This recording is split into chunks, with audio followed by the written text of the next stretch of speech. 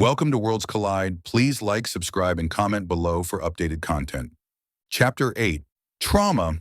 Things went south a little over 6 weeks into our journey when the wailing of klaxons and flashing red lights jolted us awake. I woke momentarily dazed, thoroughly confused as to where I was. My mind raced in anticipation of the explosions I expected to rock the ground beneath my cot. "Prepare for emergency drop from hyperspace," a voice blared over the internal communications. "Everyone to stations." This is not a drill.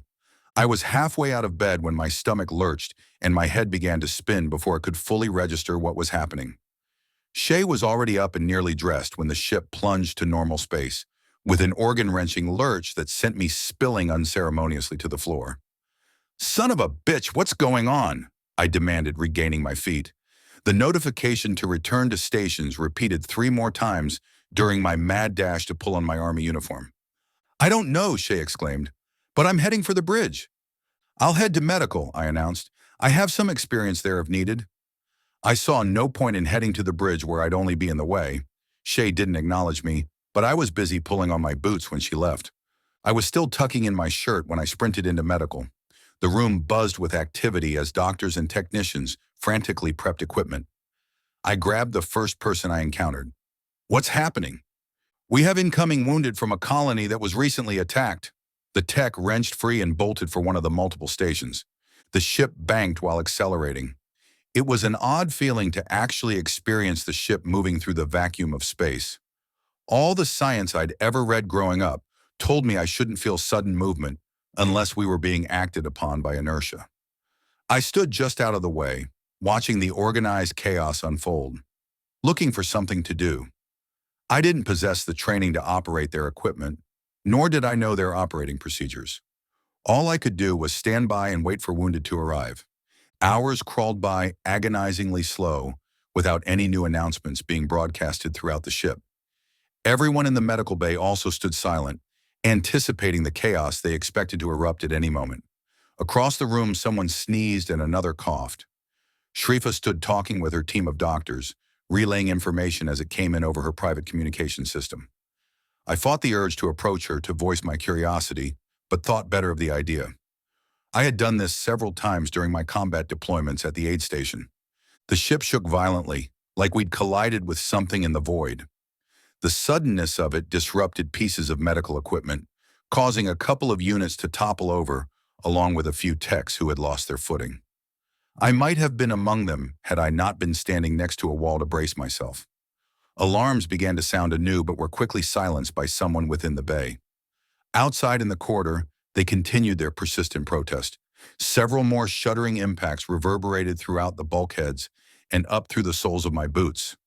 Shrifa's voice suddenly sliced through the sounds of impacts. "Trauma teams ready. We have incoming."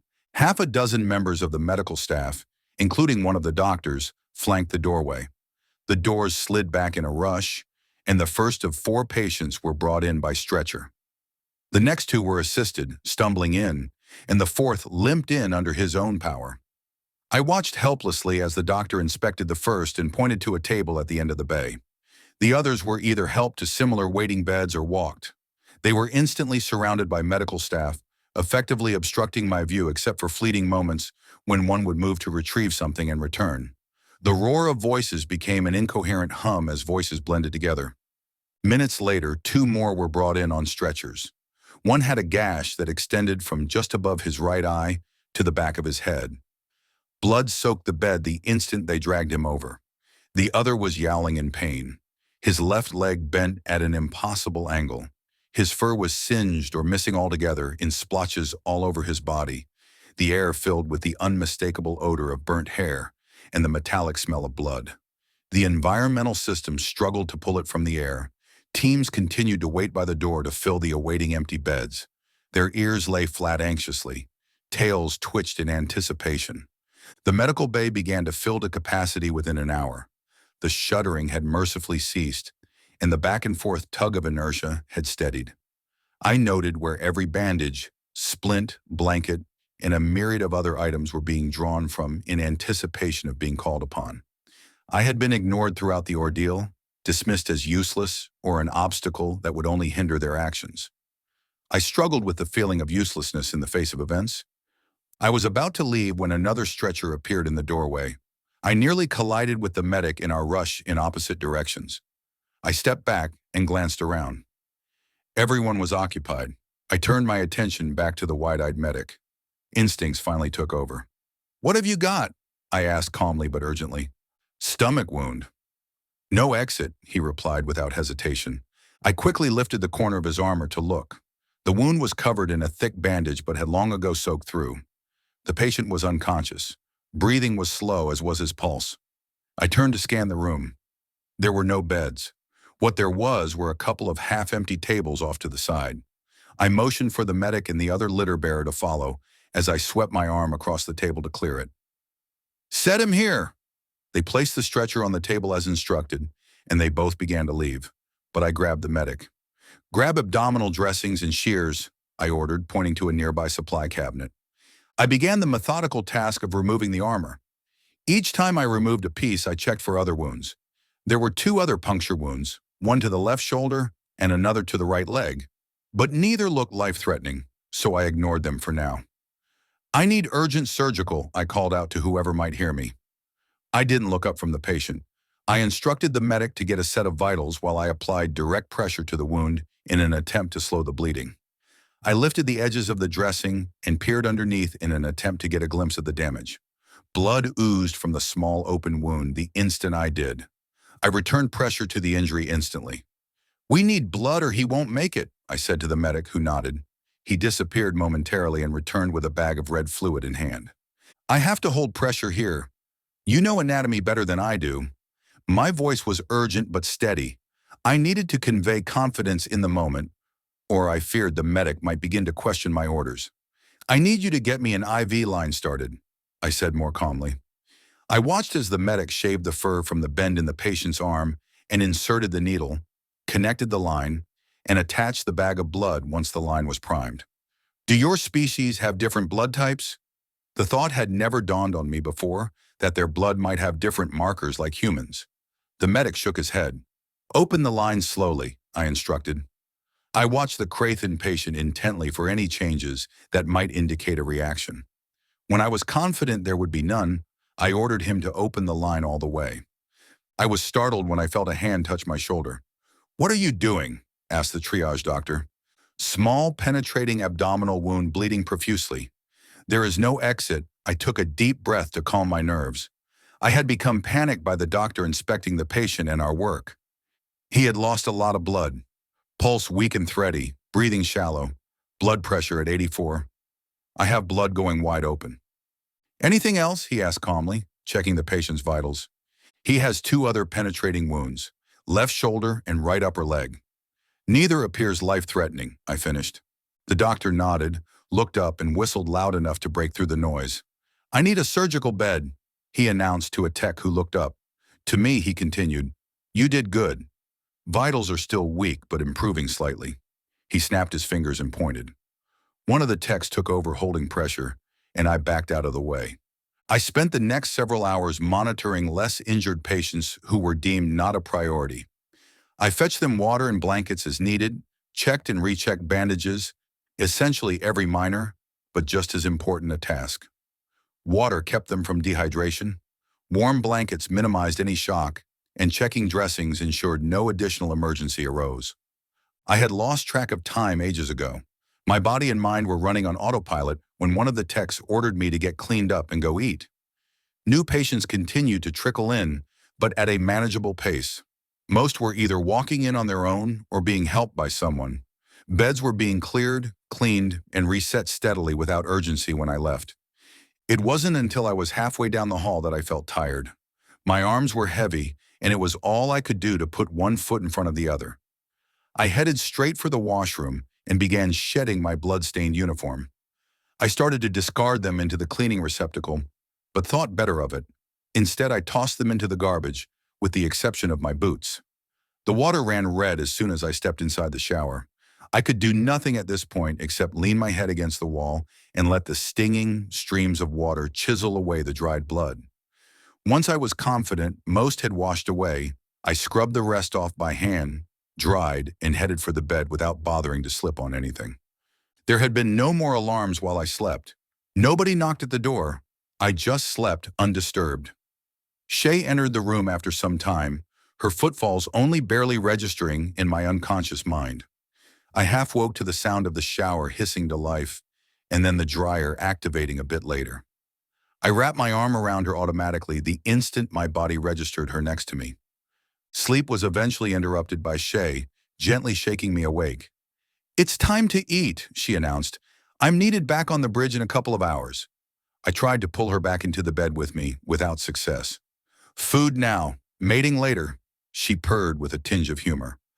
I popped one eye open, looking up at her. "Promise?" "Yes," I groaned and stretched stiff muscles. "Very well. I'll hold you to it." "Or to me," I teased as I rolled to the edge. I didn't pull on my uniform as she had.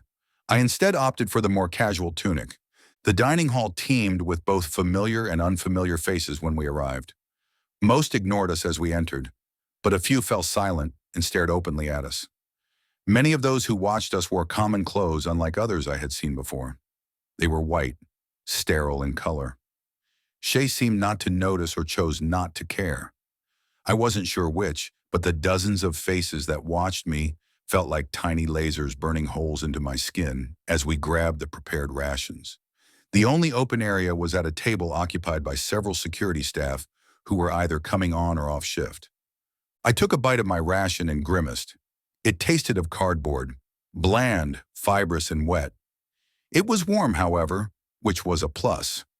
I ate slowly, trying to ignore the eyes still watching us from around the room. "So," I began in an attempt to distract myself, "who are all these people?" "Survivors from the planet, mostly," she answered without looking around. "We answered a distress call while in hyperspace. They were attacked by the Stalath." "How bad is it?" I asked. "Bad," she stated steadily. "We've been ordered to remain in system until additional reinforcements have arrived." Nothing more was said while we ate. A few of the onlookers had begun whispering among themselves at this point. The glances persisted, but the outright stares had decreased substantially, which made it bearable. We parted ways a short time later with the promise of meeting for shift change. Mashri had increased the shift rotations to 4 instead of 3 to allow the crew to rest. Everyone on shift was expected to monitor their station diligently in case the Stalath returned. I was fully awake now, and lacking anything productive to do, I headed for the medical bay. The medical department still buzzed, but the chaos had dimmed to a routine bustle as both doctors and techs went about their jobs treating minor injuries. There were a few still in observation after surgery, but they numbered in the handful rather than the overwhelming number from the day before. I didn't recognize any of the patients. Not even the doctors in attendance were familiar. I lingered for a bit, looking for something to do before giving up. I didn't know where to go after I left. I was sure there would be no training while we loitered within the system, so I found myself walking into the forest room a short time later.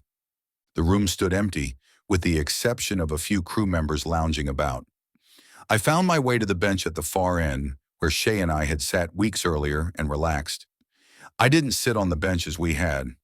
Rather, I found a place to sit cross-legged in the short manicured, almost mossy green grass beneath one of the many trees. This particular tree bore a salt-colored trunk made of smooth bark that was slick to the touch. The overhead branches reached out in a near-uniform pattern that extended out to drape down a few feet shy of the ground, like some cherry willow hybrid. It held no flowers or blooms. Instead, the leaves were waxy, long, and tapered like feathers along the center. I sat upright, with my back straight, my head in a neutral position, closed my eyes and listened to the ambient sounds around me. Synthetic chirps of holographic birds filled the overhead canopy. I ignored these unnatural sounds in favor of the gently rustling of leaves as they swayed softly in the artificial breeze of the environmental systems. The sound was like heavy fabric brushing together mixed with hollow taps. It became clearer, crisper the longer I listened. I benefited from hours of practice meditating with Shay in exercises meant to expand my hearing. Gentle whispers of voices carried through the air. Their conversations were lost, but I didn't care to eavesdrop. Their business and concerns were theirs to keep. I allowed my consciousness to drift aimlessly, allowing the errant sounds to guide me. Something suddenly seemed off. Even the ever-present chiming of mechanical birds seemed to still. Sounds of shuffling footfalls neared carefully, along with the mumbling of at least two people complaining about aliens among them. The hint of xenophobia became clearer the closer they came. I opened my eyes in time to see five Krathen, dressed in sterile white clothes, round the corner from the trail. They appeared young, maybe teenagers by their standards. One turned to look at me as I stood to leave. "What are you doing here?" one male hissed. "This is our sanctuary," another growled. "I apologize for disturbing you," I said carefully, bowing my head. "I will leave." I didn't want to escalate the situation further.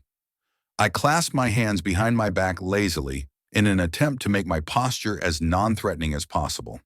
It also allowed me to activate an open communication channel between Shay and I as a precaution. I turned to do as I said when one of the males grabbed the band on my arm and jerking me around. I had heard the motion moments before the contact, but had chosen not to act on it. I used the momentum to snatch my arm free of his grasp, causing his claws to rake across my skin like long thorns as thick as pencil lead. "I do not want confrontation," I said as I raised my hands in surrender while backing away slowly. I could feel twin trickles of blood beginning to run down my arm, staining my sleeve. "Why do you have that?" one of the females demanded menacingly, pointing at the band. "Are our customs just jewelry for your species?" "Of course not," I said, ignoring the blood. My eyes danced between each of them. The other two said nothing, just watched in open disdain. "I wear it with honor and respect." I am fully aware of its meaning. I caught the second male out of the corner of my eye lunge at me. I easily sidestepped the open-clawed swipe at my face, grabbed his wrist, and tossed him aside. His momentum carried him sprawling across the manicured grass and back onto the gravel walkway. "So you wear it to mock us," yowled the female angrily. I became momentarily distracted by her long enough for the other male to make contact against my other shoulder. The impact was enough to stagger me back, but not to knock me from my feet. I half expected to encounter another when I raised my head, but it never landed.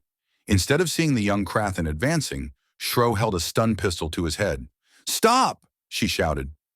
Two other security officers were restraining the other two attackers. The female froze at the feel of sharp claws digging into the back of her neck. The other male struggled against the wrenching motion of his arm being twisted behind his back and another clawed hand around his throat. "He has no right to be here," exclaimed the female who hadn't gotten involved until now. Shro snapped her head around to match the younger female's gaze with her own dangerous eyes. "He is bonded." "He has every right," she growled menacingly. "He has earned his place on this ship by saving our own." I blinked in surprise. What did she mean by saving one of their own, I wondered. "Aliens attacked our home," the third male, quiet until now, seethed through clenched teeth. "My father was killed in the attack." "You thought to attack the first alien you saw?" Shro shot back. It wasn't a question, but an accusation. She turned to her companions. "Take all of them to the cells. Find their parents if they have any," she said coldly. I held pressure against my right shoulder that had taken the heaviest damage. The band on my other arm had borne the brunt of the assault, and thus the cuts were not as deep. The bleeding had already clotted, and the two streams of blood were congealed. My right arm was another matter. "How bad are you hurt?" asked Shro, pulling a dressing out of the first aid kit on her belt. I lifted my hand to reveal 4 gashes, at least an inch deep, and gaping open, like the cracks of a fault line. Blood began to flow freely, and I clutched the wound with a wince. "We need to dress that and get you to the medical bay." I nodded and allowed her to cover the wound with a pressure dressing. I could feel the blood running down my hand to drip from my fingers. I frowned at the thought of how it would stain the perfectly cultivated grass. I didn't begrudge my attacker's anger, no matter how misplaced it was. Displaced anger seemed to be a common trait between our species, especially with the younger population, who lacked the ability to properly grieve or vent their anger. "What will happen to them?" I inquired as Shro escorted me through the halls to medical. "That will be up to the captain. They attacked a guest on his ship," she said sourly. "I understand their anger," I commented. "I don't want them punished too harshly." Their actions were wrong despite my feeling on the matter. There needed to be consequences, but I didn't want to be the reason their punishment would have been as severe as I imagined it could be. You can speak on their behalf, but it is ultimately up to the captain. Miotre waited beside Shrifa when we arrived at the medical bay. They both watched me with concern etched on their faces as we entered. "What happened?" asked Shrifa, checking my wound. It began to bleed again when she peeled the bandage back with practiced grace. There had been plenty of practice for everyone the past couple of days. I was a bit slow, I hissed in pain as a tech began washing my wound clean. I was in the forest room when some grieving kids came upon me. "I saw the footage," Miotre remarked in an almost detached, casual tone. "They will be dealt with." "You're going to need stitches," Shrifa remarked casually while she worked. My arm had become a dead appendage once the nerve-blocking agent took effect. It was the most curious feeling having a slab of jellyflesh hang limp at my side. "I don't want their punishment to be too severe." Mio's ears pitched forward in surprise. "Their emotions are raw. I believe one at least has lost family." The security chief's expression softened. "I will inform the captain of your wishes." He left then with Shro in tow. He said something to her, and she glanced back, concerned, before the doors could close behind them. Join us for more from Worlds Collide.